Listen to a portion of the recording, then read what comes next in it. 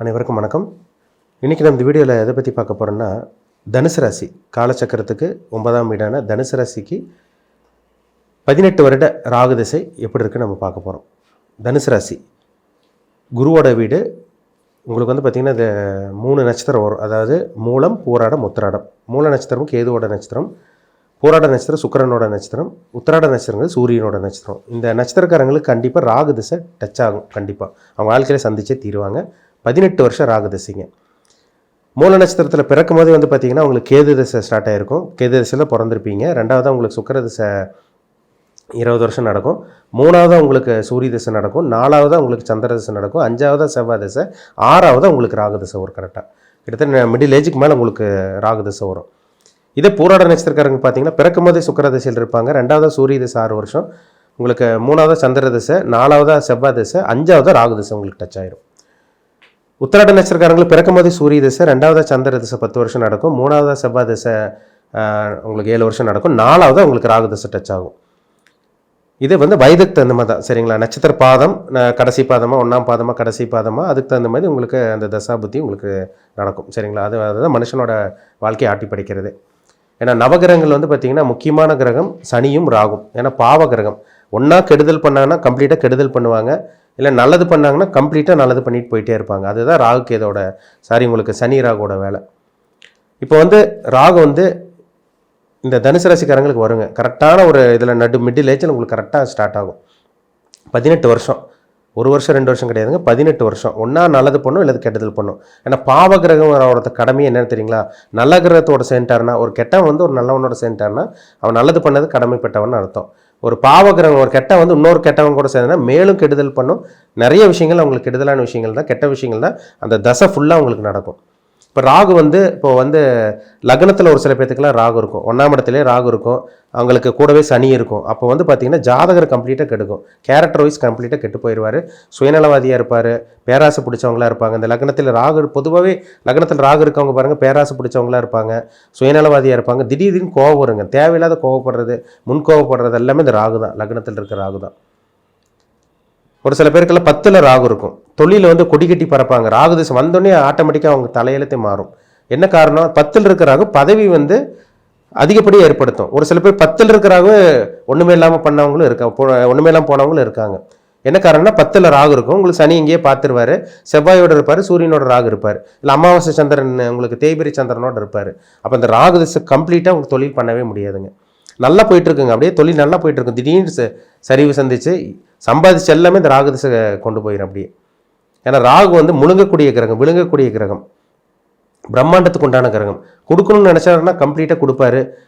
இலக்கணம் ஒருத்தர் வந்து ஒன்றுமே எல்லாம் பண்ணணும்னு நினச்சாருன்னா கம்ப்ளீட்டாக இல்லாமல் பண்ணிடுவார். இதுதான் ராகுவோட வேலை. இப்போ ராகு வந்து பார்த்திங்கன்னா 11ஆம் இடத்துல இருக்கிறது ரொம்ப சேஃப்டிங்க. இப்போ ராகு வந்து 11ஆம் இடத்துல ஒரு நல்ல ஒரு இடத்துல உபஜயஸ்தானத்தில் இருந்துட்டாருன்னா அது வெற்றி குறிக்கிற இடம் 11ஆம் இடம், லாபத்தை குறிக்கிற இடம் 11ஆம் இடம் தான். இந்த இடத்துல ராகு இருக்கிறவங்கெல்லாம் கொடுத்து வச்சவங்கன்னு சொல்லலாம். ஏன்னா அங்கே வந்து சனியோட காம்பினேஷன் இல்லாமல், செவ்வாயோட காம்பினேஷன் இல்லாமல், சூரியனோட காம்பினேஷனால் ராகு இல்லாமல் இருந்து இப்போ ஒரு குருவோட தொடர்பு இல்லை சுக்கரனோட தொடர்பு அந்த மாதிரி எல்லாம் 11ல் இருந்துச்சுன்னா ராகு திசையில் மிகப்பெரிய கோடீஸ்வரனா அவங்க நினச்சி பார்க்க முடியாத அளவுக்கு சம்பாதிச்சிருவாங்க. எந்த அளவுக்கு பணம் இருக்குன்னு அவங்களுக்கே தெரியாது, பேங்க் பேலன்ஸில் எவ்வளோ வச்சுருக்கான்னு அவங்களுக்கே தெரியாது. அந்த அளவுக்கு இந்த பணத்தை சேர வைக்கிறது, பணத்தை சேர்த்தி வைக்கிறது எல்லாமே இந்த ராகு திசையில் கொடுக்கும். மிகப்பெரிய செல்வந்தராக மாறவங்க, மிகப்பெரிய மல்டிமில்லியனாக மாறினவங்க ஜாதகம்லாம் பாருங்கள், இந்த 11ல் ராகு இருக்கும். அந்த ராகு திசை நடந்திருக்கும். கிட்டத்தட்ட ஒரு 40 வயசுக்கு மேலே டெவலப் ஆவாங்க. ஒரு சில பேருக்கு 30 வயசுக்கு மேலே டெவலப் ஆகலாம், சொல்ல முடியாது. அது ஏஜுக்கு தகுந்த மாதிரி அந்த தசாபுத்தி மாறுபடும். சரிங்களா? உங்களுக்கு வந்து பார்த்திங்கன்னா ராகு வந்து இப்போ 3ஆம் இடத்துல இருக்கலாங்க. 3ஆம் இடத்துல இருக்கிற ஒரு சேஃப்டியான ஒரு இடம். 3ஆம் இடத்துல ராகு இருந்துட்டாருன்னா ஒரு பக்காவாக இருப்பார். ஒரு முயற்சி ஸ்தானத்தில் ராகு இருக்கிறது, 3ல் ராகு இருந்து நிறைய பேர் நல்ல விஷயங்கள் அவங்க வாழ்க்கையில் பார்த்துட்டு இருக்காங்க. ஏன்னா 3ஆம் இடத்துல இருக்கிற ராகு வந்து பார்த்திங்கன்னா முயற்சி தூண்ட வைப்பார் உங்களுக்கு. அது ஒரு சக்ஸஸ் கொடுக்கக்கூடிய இடம். கம்யூனிகேஷன் ஃபீல்டில் இருக்கவங்க, அந்த ஐடி ஃபீல்டில் சம்பாதிக்கிறவங்க, ஐடி ஃபீல்டில் வந்து நல்ல ஒரு பொசிஷனில் இருக்கவங்க, கார்பரேட்டில் இருக்கவங்களுக்குலாம் பாருங்கள், இந்த 3ஆம் இடத்துல ராகு இருக்கவங்க பெரிய செல்வந்தரா, பெரிய பணக்காரனா, அடுத்தவங்களை வச்சு இவங்க நிர்வாக திறமை இருக்கும், அடுத்தவங்களை வச்சு வேலை வாங்கி ஒரு லட்சக்கணக்கில் கோடி கணக்கில் சம்பாதிக்கிறவங்கலாம் பாருங்கள் இந்த 3ஆம் இடத்துல இருக்கிற ராகு தான். ஏன்னா அந்த 3ல் இருக்கிற ராகு வந்து பார்த்திங்கன்னா தைரியத்தை தூண்ட வைப்பார், தன்னம்பிக்கை அதிகரிக்க வைப்பார், நிறைய பாசிட்டிவான விஷயங்கள், நிறைய நல்ல விஷயங்கள் அவங்க வாழ்க்கையில் பார்த்தே தீருவாங்க. பணத்தை சம்பாதிக்கணும்னு முடிவு எடுத்துட்டாங்கன்னா அவங்க முயற்சி இப்போ லைட்டாக லேசாக முயற்சி எடுத்தாலும் போதும், ஆட்டோமேட்டிக்காக அவங்களுக்கு எல்லாமே வந்து சேரும். ஒரு சில பேர் என்ன தான் முயற்சி எடுத்தாலும் அவங்களுக்கு நடக்காது. முயற்சிக்கு அவங்க செய்கிற செயலுக்கு சம்மந்தமே இருக்காங்க. முயற்சி எடுப்பாங்க, ஆனால் நடக்கிறது வேறு மாதிரி நடக்கும். எல்லாம் கைக்கூடி வரும், நடக்காமல் போயிடும். ஆனால் இந்த 3ஆம் இடத்துல இருக்க ராகு இருக்கிறவங்களுக்கு பாருங்கள், முயற்சி எடுத்தாலே கண்டிப்பாக உங்களுக்கு சக்ஸஸ் தான். அது சுபகிரகங்களோட ராகு இருந்துட்டாருன்னா கண்டிப்பாக வெற்றி கொடுத்துரும். இப்போ 6ஆம் இடத்துல ஒரு சில பேத்துக்கு ராகு இருக்குங்க. 6ல் ராகு இருக்கவங்க என்ன பண்ணுவாங்கன்னா, இப்போ 6 ராகு ஒரு தனிச்சு இருந்துட்டாருன்னா பிரச்சனை கிடையாதுங்க. அவங்களுக்கு வந்து பார்த்திங்கன்னா எவ்வளோ பெரிய எதிரி இருந்தாலும், எப்பேற்பட்ட எதிரி இருந்தாலும் ஈஸியாக சமாளிச்சுட்டு போயிடுவாங்க. இல்லை எதிரியே இல்லாமல் போயிடுவாங்க. இல்லை எதிரி வந்து ஃப்ரெண்டாக மாறிட்டு போயிடுவாங்க. இல்லை எதிரி வந்து பார்த்திங்கன்னா அவங்க பாட்டுக்கு போயிடுவாங்க, இவங்களுக்கு பிரச்சனை கொடுக்க மாட்டாங்க. இல்லை கடன் நிறைய வச்சுருக்காங்களா, உள்ள ராகு தசை வந்தோடனே கடனை கொஞ்சம் கொஞ்சமாக அழிக்க ஆரம்பிச்சிடும். கடன் இல்லாமல் பண்ணும். தனிச்சிருக்கிற ராகு. கோர்ட்டு கேஸ் பிரச்சனை போயிட்டுருக்கோம், வாய்தா மேலே வாய்தா அப்படி இழுத்துட்டே போயிட்டுருக்கோம். நல பிரச்சனை, சொத்து பிரச்சனை, சொந்தக்காரங்க பிரச்சனை, அப்படி இப்படின்னலாம் பார்த்தீங்கன்னா கோர்ட்டு கேஸ் பிரச்சனைலாம் போயிட்டுருக்கும். திடீர்னு இந்த ராகு தசை வந்தோடனே அந்த கோர்ட்டு கேஸ் பிரச்சனையில் ஜெயிச்சிருவாங்க. ஏன்னா அந்த 6ஆம் இடங்கிறது வழக்கு தீர்க்கக்கூடிய இடம். வழக்கு வந்து வளருதா தீருதான்னு 6ல் இருக்கிற ராகத்தை தீர்மானிக்கும். இதெல்லாமே இந்த ராகு வந்து சுபகிரகங்களோட சம்மந்தப்பட்ட கண்டிப்பாக நடக்குங்க. 6ல் வந்து பாவகிரகத்தோட ராகு சேர்ந்தாருன்னா தீராத கடன், தீராத பிரச்சனை, தீராத பகை எல்லாம் கொடுத்துருங்க. அப்போ வந்து ராகுக்கு வந்து 3, 6, 10, 11ஆம் இடத்துல சுபகிரகங்களோட சேர்க்கை ஏற்பட்டுச்சுன்னா ராகு வந்து ஒரு நல்ல ராகுவாக இருப்பார். அது மேஷ ராகுவா, ரிஷபம், கடகம், கன்னி, மகரம். இந்த மேஷம், ரிஷபம், கடகம், கன்னி, மகரம் இந்த 5 இடத்துல வந்து நான் சொன்ன இடமா உங்களுக்கு உங்கள் லக்னத்துக்கு 3, 6, 10, 11ஆம் இடமா வந்துச்சுன்னா கண்டிப்பாக ராஜயோக ராகு திசையாக தான் உங்களுக்கு இருக்கும். அதில் மாற்றமே கிடையாது.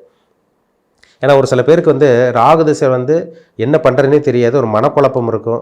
அந்த ஹெல்த் பிரச்சனை அவங்களுக்கு வந்துடும் ஒரு சில பேர்த்துக்கெல்லாம். ஒரு சில பேருக்கெல்லாம் வந்து பார்த்திங்கன்னா ராகு திசை வந்து ஒன்றுமே இல்லாமல் இருப்பாங்க. திடீர்னு கூட ஒருத்தர் ஒரு நட்பு வட்டாரம் கிடைக்கும், ஒரு சொந்தக்காரங்க வருது, யாரோ மூலம் பழக்க வழக்கங்கள் ஏற்படும். அவங்க மூலமாக உதவி கிடச்சி பெரியாளாக மாறிடுவாங்க. இது அப்படியே உங்களுக்கு அப்படியே மாறும், வாழ்க்கை தலைகீழாக மாறும்.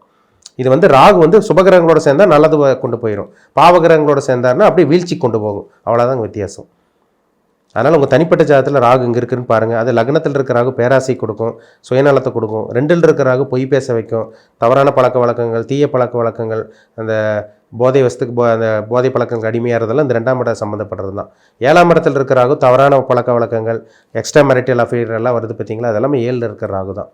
12ல் இருக்கிற ராகு வெளிநாடு போக வைக்கும். 12ஆம் இடத்துல இருக்கிற ராகு ஒரு நல்ல ஒரு ராகு தான்.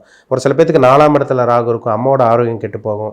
ஒரு சில பேத்துக்கு 9ல் ராகு இருக்கும், ராகு திசை வந்தோடனே அப்பா இல்லாமல் போவார், இல்லை அப்பானால பிரச்சனை ஏற்படும், இல்லை அப்பாவுக்கு வந்து கண்டங்கள் ஏற்படுறது, இல்லை அப்பா இருந்து இல்லாமல் பிரயோஜனம் இல்லாமல் போகிறது, இதெல்லாமே இந்த 9ல் இருக்கிற ராகு தான். அந்த தசை வரணும்.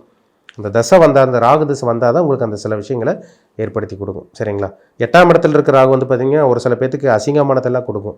அதே 8ல் இருக்கிற ராகு குருவோட சம்மந்தப்பட்டு சுபகிரகங்களோட இருந்துட்டாருன்னா விபரீத ராஜ்யோகமாக, இல்லை ஷேர் மார்க்கெட் லாட்டரியில் சம்பாதிச்சேன், இந்த கிரிப்டோ கரன்சியில் சம்பாதிச்சேன், பிட்காயினில் சம்பாதிச்சேன்னு சொல்கிறாங்க பார்த்தீங்களா, இதெல்லாமே 8ல் சுபகிரகங்களோட சேர்ந்த ராகு தான். அதுதான் உங்களுக்கு இந்த லாட்ரி இதில் ரேஸ் மூலமாக, அந்த ஜாக்பாட் சூதாட்டத்து மூலமாக சம்பாதிக்க வைக்கும். அதனால் ராகு வந்து 8ஆம் இடத்துல தனிச்சு இல்லாமல் இருக்கணும், பாவகிரகம் சம்மந்தப்படக்கூடாது. 2ஆம் இடத்துல ராகு இல்லாமல் இருக்கிற வரைக்கும் நல்லதுங்க. குடும்ப வாழ்க்கை வந்து 2ல் இருக்கிற ராகு குடும்ப வாழ்க்கை கிடைக்கும். 7ஆம் இடத்துல இருக்கிற ராகு திருமண வாழ்க்கையில் கசப்பு, சில பிரச்சனைகள், அதேமாதிரி வந்து பார்த்திங்கன்னா உங்களுக்கு திருமண வாழ்க்கை போராட்டம், வேறு சில பழக்க வழக்கங்கள் தொடர்புகள் ஏற்படுறது, இல்லீகல் கான்டாக்ட் ஏற்படுறதெல்லாம் இந்த 7ஆம் இடத்துல பாவகிரக சம்மந்தப்பட்ட ராகு நிச்சயமாக கொடுக்கும். அதனால் உங்கள் தனிப்பட்ட ஜாதகத்தில் ராகு எங்கே இருக்கார், 3, 6, 10, 11ஆம் இடத்துல இருக்காரா, இல்லை மேஷம், ரிஷபம், கடகம், கன்னி, மகரம் இந்த இடத்துல ஏதாவது இருக்காங்களா, சேஃப்டியான ஜோனில் இருக்காரா, உங்களுக்கு சுபகிரகங்களோட சம்மந்தப்பட்டிருக்கா, உங்கள் வயசு என்ன, இதெல்லாமே உங்கள் தனிப்பட்ட ஜாதகம் பார்த்து தெளிவாக தெரிஞ்சுக்குங்க. ஏன்னா தனுசு ராசிக்காரங்களே ஒரு நல்ல ஜென்ரலாக பார்த்தீங்கன்னா ஒரு நல்லவங்களாக தான் இருப்பீங்க, நல்ல குணமெல்லாம் உங்களுக்கு இருக்கும். ஆனால் ஒரு சில பேருக்கு ராகு அப்படியே சரிச்சு கொண்டு போய் கீழே அப்படியே பாதாளத்துக்கு கொண்டு போய் தள்ள வச்சிரும். ஒரு சில பேருக்கு ஒன்றுமே இல்லாமல் இருந்து அடுத்தவங்களுக்காக உழைச்சி கொடுத்து இவங்கனால அடுத்தவங்க டெவலப் ஆகி அந்த ராகு திசை வரைக்கும் இவங்க ஒன்றுமே இல்லாமல் இருப்பாங்க. ராகு திசை வந்ததுக்கப்புறம் தான் இவங்க மேலே வருவாங்க. இது நிறைய ஜாதகத்தில் பார்க்க முடியுது. அதனால் உங்கள் தனிப்பட்ட ஜாதகத்தில் ராகு இங்கே இருக்காருன்னு பாருங்கள், அது ரொம்ப ரொம்ப முக்கியம். ஏன்னா முக்கியமான கிரகம் ராகு. சரிங்களா? ஏன்னா ராகு வந்து கொடுத்துட்டாருன்னா கொடுத்துட்டே இருப்பார், அவர் கெடுக்கணும்னு நினச்சிட்டாருன்னா 18 வருஷம் ஒன்றும் இல்லாமல் பண்ணுவார். அதுதான் அந்த பாவகிரகத்தோட வேலை. சுபகிரகங்களோட சேர்ந்தால் அவர் நல்லவர், பாவகிரகத்தோடு சேர்ந்தார்னா அவர் முழுமையான பாவியாக மாறிடுவார். அதில் மாற்றமே கிடையாது. அதனால் உங்கள் தனிப்பட்ட ஜாதகத்தில் ராகு இருக்கிற இடம், யாரோட சேர்ந்துருக்காரு, என்ன பொசிஷனில் இருக்காங்க, சூரியனோட சேர்ந்துருக்காரா, செவ்வாயோட இருக்காரா, சனியோட இருக்காங்களா, இல்லை சுபகிரகங்களோட இருக்காங்களா, இதெல்லாமே உங்கள் தனிப்பட்ட ஜாதகம் பார்த்து தெளிவாக தெரிஞ்சுக்குங்க.